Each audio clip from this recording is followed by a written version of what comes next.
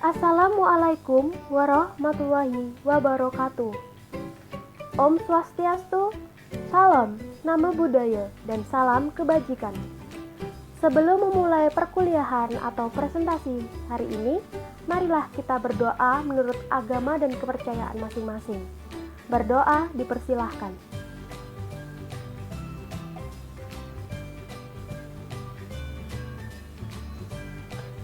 Berdoa selesai. Kami dari kelompok 8, yakni saya sendiri Retno Ayustioningrum dan rekan saya Indah Permatasari serta Pramudia Arzak Satria Pamungkas. Kami akan mempresentasikan mengenai bab deiksis. Pokok bahasan yang akan kami bahas adalah yang pertama, pengertian deiksis, yang kedua, jenis deiksis, yang ketiga, bentuk deiksis, yang keempat, pembalikan deiksis, dan yang kelima, penjenisan lain dari deiksis. Yang pertama, pengertian deiksis. Pengertian menurut ahli. Menurut Wijono, deiksis adalah kata-kata yang memiliki referen berubah-ubah atau berpindah-pindah.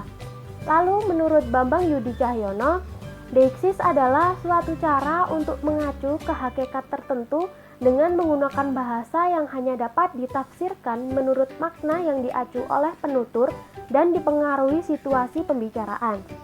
Lalu, menurut Lyons dalam Jaya Sudarmo, deiksis dapat diartikan sebagai lokasi dan identifikasi orang, objek, peristiwa, proses, atau kegiatan yang sedang dibicarakan atau yang sedang diacu dalam hubungannya dengan dimensi ruang dan waktunya pada saat dituturkan oleh pembicara atau yang diajak bicara.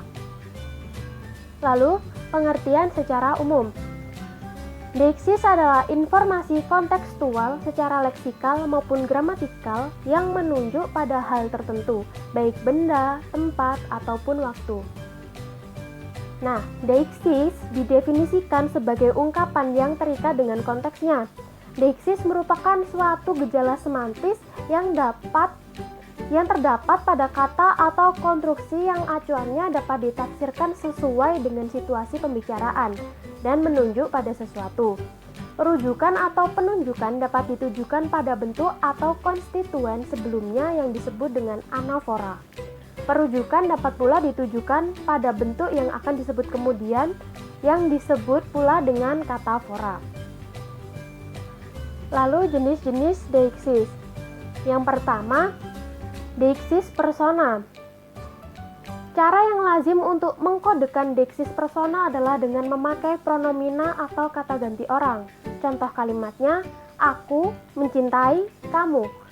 Nah, dalam deiksis persona, kata aku sebagai kata ganti orang pertama tunggal dan kata kamu sebagai kata ganti orang kedua tunggal. Lalu, deiksis yang kedua adalah deiksis penunjuk. Dalam bahasa Indonesia, kita menyebutnya demonstratif atau kata ganti petunjuk.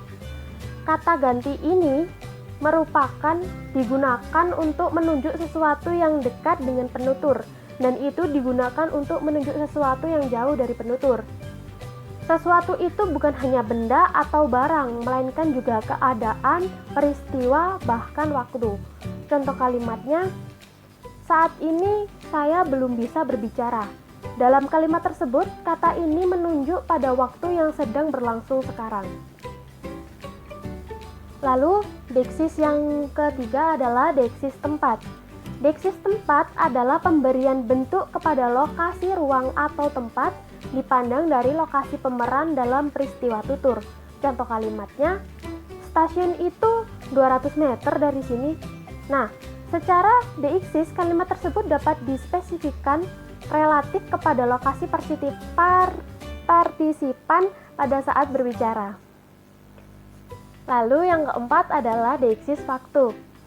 Deiksis ini yang di dalam tata bahasa disebut adverbial atau keterangan waktu. Contoh kalimatnya, saat ini saya sedang berada di Malang. Nah, dari kalimat tersebut, kata saat ini merupakan keterangan waktu atau adverbial yang menerangkan bahwa hal tersebut sedang berlangsung saat ini. Lalu yang kelima adalah deiksis sosial. Deiksis sosial menunjukkan perbedaan-perbedaan sosial.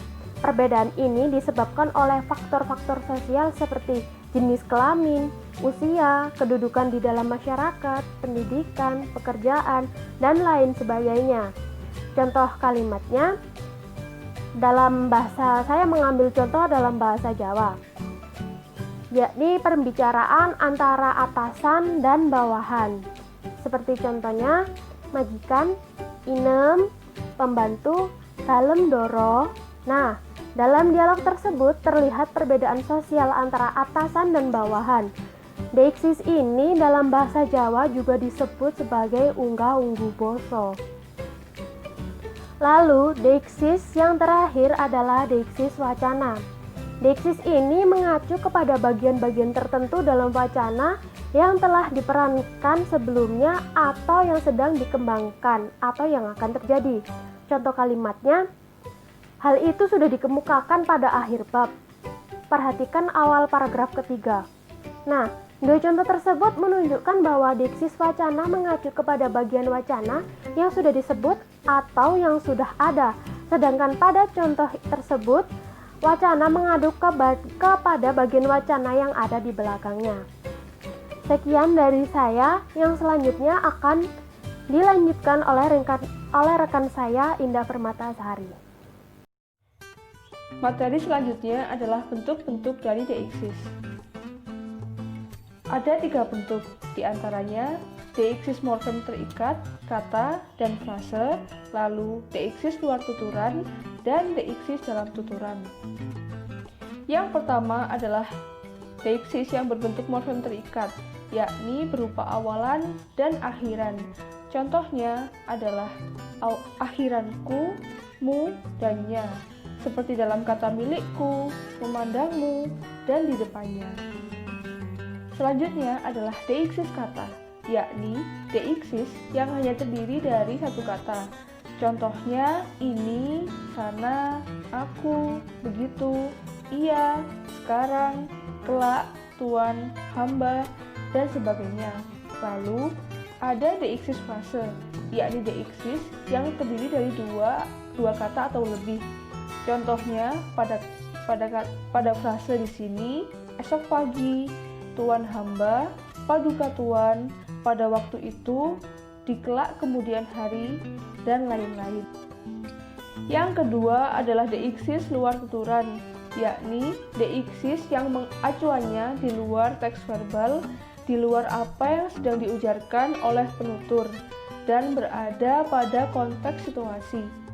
Deiksis ini telah mencakup 4 dari yang telah disebutkan tadi, yakni deiksis persona, penunjuk, tempat, dan juga waktu.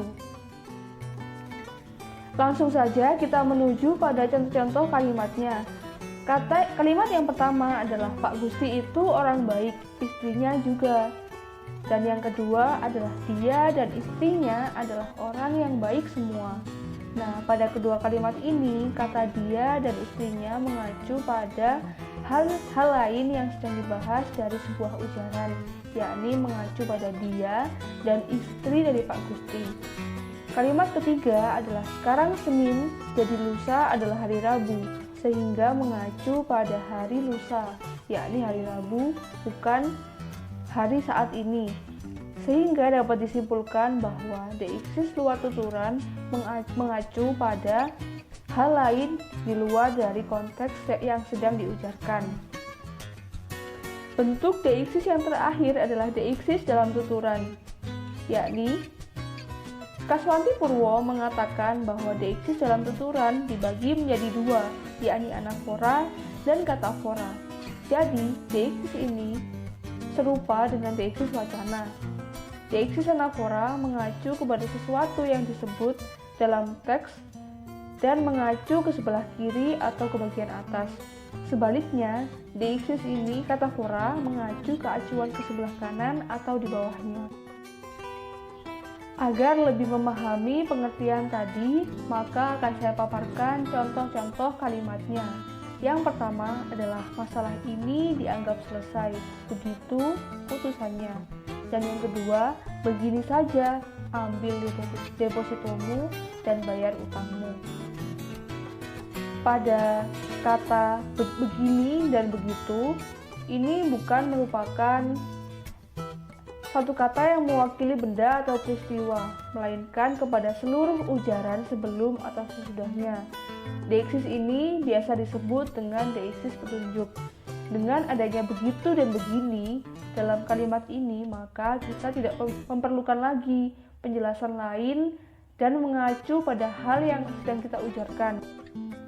Contoh yang ketiga adalah halo, selamat sore, saya, Paijo, boleh saya bicara dengan ini? Pada pengulangan kata saya, Paijo, menjelaskan bahwa yang dimaksud dengan saya itu adalah Paijo, sehingga tidak perlu lagi kita memerlukan kalimat lain dalam ujaran itu sehingga dapat memahami siapa sebenarnya saya itu, namun sudah lengkap dalam satu kali ujaran. Materi selanjutnya adalah pembalikan deiksis. Pembalikan deiksis adalah kenyataan bahwa pengacuan atau penunjukan tersebut tidak bertitik labuh pada penutur dan tidak bersifat egosentris. Dalam percakapan, seringkali terjadi pengulangan ujaran penutur, bukan oleh penuturnya sendiri, melainkan oleh pendengar atau petuturnya. Dalam hal seperti itu, dapat terjadi pembalikan deiksis juga, yakni bisa disebut tutur terbalik atau echo utterance, atau penggunaan tutur berkutip atau questional use. Contoh pembalikan luar tuturan, yakni antara percakapan Ani dan Ade yang akan saya bacakan, yakni Ani, halo, Ade ya? Ade menjawab, gimana An? Lalu Ani menjawab lagi, baik, gimana kamu di sini? Terakhir Ade menjawab lagi, baik juga, cuma hujan terus. Di sana hujan juga ya. Nah, pada kalimat atau kalimat gimana kamu di sini dan juga baik juga telah menunjukkan bahwa terjadi pengulangan dari antara dua orang yang sedang bercakap dan saling menanyakan. Contoh selanjutnya adalah pembalikan penggunaan tutur berkutip pada percakapan antara A dan B, yakni A, jangan paksa saya membunuh. Tidak, saya tidak bisa. Lalu B menjawab, apa katamu? Saya tak bisa, harus bisa. Nah, pada kalimat saya tak bisa diulang lagi oleh B sebagai sebuah retorika atau pertanyaan yang tidak perlu dijawab dan merupakan ungkapan pengulangan yang langsung dikutip dari penutur sebelumnya. Sekian dari saya. Selanjutnya akan dilanjutkan oleh teman saya, Pramudia Arzak. Baik, saya akan melanjutkan penjelasan dari rekan saya. Saya akan menjelaskan tentang penyenisan lain dari deiksis. Nah, di samping penyenisan deiksis menjadi 6 sebagaimana yang dikemukakan tadi di depan, ada juga jenis deiksis yang lain, yaitu yang pertama, deiksis sejati. Nah, deiksis sejati adalah arti dari kata atau frase penunjuk yang selanjutnya dapat diterangkan dengan konsep deiksis. Dengan kata lain, kata-kata yang dipakai sebagai penunjuk deiksis tidak mengandung makna lain selain dari makna deiksis itu sendiri. Contohnya, pada kalimat 1, jika kami berdiri, kamu harus duduk. Nah, pada kalimat 2, rumah ini kelihatannya memang sudah lapuk, tetapi semangat kami tidak akan pernah lapuk tinggal di sini. Contoh deiksis sejati di atas memiliki makna deiksis itu sendiri dan tidak memiliki makna ganda. Seperti kata kami, ini, kamu, dan di sini merujuk dan menunjuk langsung apa yang dimaksud dan tidak mengandung makna lainnya. Jadi maknanya hanya satu dan tidak mengandung makna ganda. Baik, selanjutnya saya akan menjelaskan tentang deiksis tak sejati. Deiksis tak sejati adalah lawan dari deiksis sejati yang telah dijelaskan tadi. Jika deeksis sejati hanya memiliki satu makna atau tidak memiliki makna ganda, lain halnya dengan deeksis tak sejati. Deeksis tak sejati adalah kata atau frase yang maknanya hanya sebagian berupa deeksis itu sendiri dan sebagian fungsinya adalah non-deeksis. Di samping mempunyai fungsi sebagai deeksis, sebagai pengacu acuan yang berubah-ubah, deeksis tak sejati ini juga memiliki fungsi lain, yakni fungsi non-deeksis, mempunyai makna lain yang tidak bersifat mengacu. Contohnya pada kalimat dia menjadi pusat perhatian di rumah kami. Dalam kalimat di atas, kata dia bisa merujuk pada dua makna atau makna ganda, yaitu sebagai deeksis itu sendiri dan juga memiliki makna lain, yaitu non-deeksis. Kata dia ini bisa memiliki makna seseorang yang ada pada rumah itu, dan juga dapat pula memiliki makna sebagai binatang kesayangan seperti kucing yang ada pada rumah itu. Selanjutnya saya akan menjelaskan tentang deeksis kinesik. Dalam deeksis kinesik, kata-kata yang digunakan hanya dapat dipahami jika disertai pengamatan gerakan badan yang disertai dengan pendengaran dan penglihatan atau rabaan. Kata atau frase yang dipakai secara kinesik dapat dipahami hanya dengan pengamatan langsung terhadap gerak anggota badan atau gestur. Gerak anggota badan atau gestur ini seperti acungan jari telunjuk, lambaian tangan, dan anggukan kepala dalam peristiwa berbahasa melalui pendengaran, penglihatan, dan rabaan. Contoh kalimat dari deeksis kinesik itu yakni 1. Bukan dia guru saya, tetapi dia adalah bapak saya. Yang kedua, kau boleh pergi, tetapi kau harus tinggal di sini. Dalam kalimat 1 dan 2, kata dia dan kau kita dapat mengerti maksudnya jika kita melihat langsung siapa yang ditunjuk oleh penutur. Ditunjuk itu maksudnya ditunjuk langsung oleh penutur itu sendiri. Saya akan menjelaskan tentang deeksis simbolik. Penggunaan kata secara simbolik hanya memerlukan pengetahuan tentang faktor tempat dan waktu, terkadang juga faktor sosial dari peristiwa berbahasa itu untuk dapat memahami siapa dan apa yang dimaksud dalam kalimat tersebut.